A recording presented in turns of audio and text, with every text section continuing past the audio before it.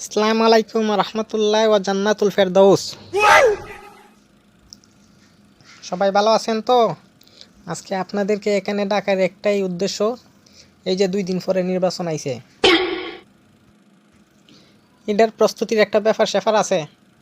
এর মাঝে শুনতাছি তোমরা নাকি বক্তব্য দিতাছি না, মারতাছি না, তোমরা বক্তব্যর মাঝে বেড়াচেরা লাগাও। এটার জন্য তোমরা ডাকা হয়েছে আজকে কেন বক্তব্যর একটা প্র্যাকটিস করবাই, বালা হইয়া শিক্ষা যাইবাই। নির্বাচনের আর মাত্র 2 দিন, এখন যদি বালা হইয়া প্রচারণা না করা হয়, নাইলে আমরা হাইরা যাইমু। আমরা জিতন লাগবো না নি, যে কোনো মূল্যে আমরা জিতন লাগবো। নেতা প্রচারণা তা করতাছি বই, এখন মাঠের অবস্থা তো ভালো না, বিপক্ষের প্রার্থী পক্ষে অকল জনবল যাইতেছে কা।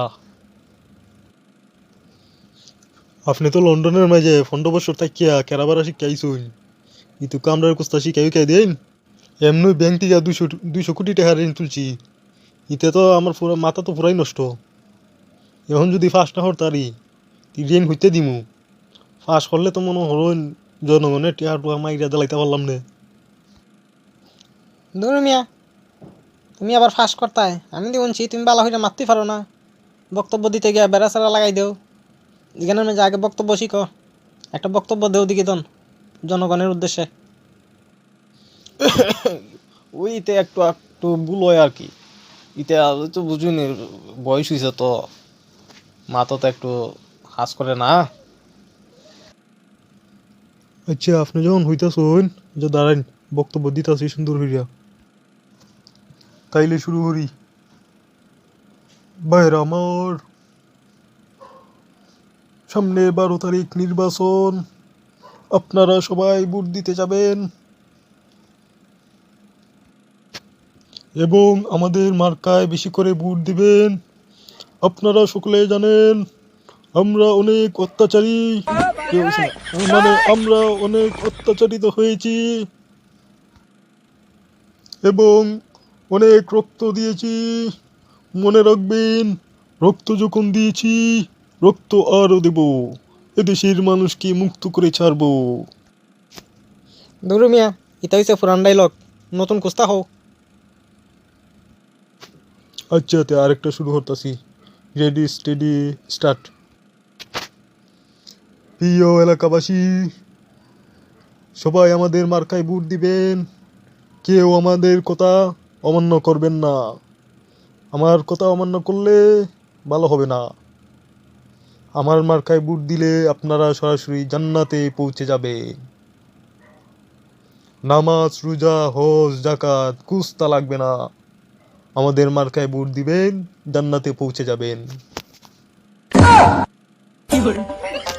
আরে মিয়া, এটা হইয়া নি এমপি নির্বাচন হরতায়, এমপি নির্বাচনে তোমার তো কোনো যোগ্যতাই হইছে না, এটা হইয়া নি এমপি হইয়া যেতে গা।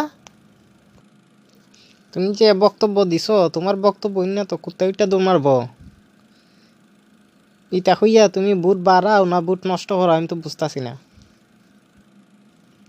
এমনি হইতো না, বুট আনতে গেলে সিস্টেমে আনন লাগবো, পলিটিক্স হইয়া বুট আনন লাগবো।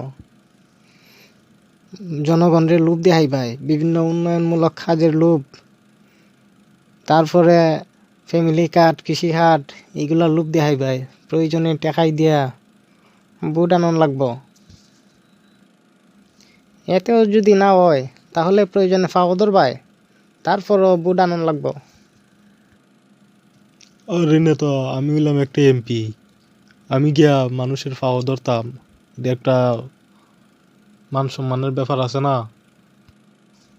আর দেখবে এবার আর মাত দেখ, মনটা হইতাছে গুলি হইরা ফুটলার ভিতরে বইরা ফ্রিজও ঢুকাই তো রাখতাম। ওই মিয়া, তুমি তো জনগণের ফাওদর ভাই, একদিন যদি এমপি পাস করতে পারো তাহলে বাকি 5 বছর জনগণাই তোমার ফাও ধরবো। আরে নেতা, রাগ কইরা না, এইবারের মতো মাফ কইরা দেও। এখন এমন ভাবে প্রচার করমু, আমাদের জয় হইবই হইব।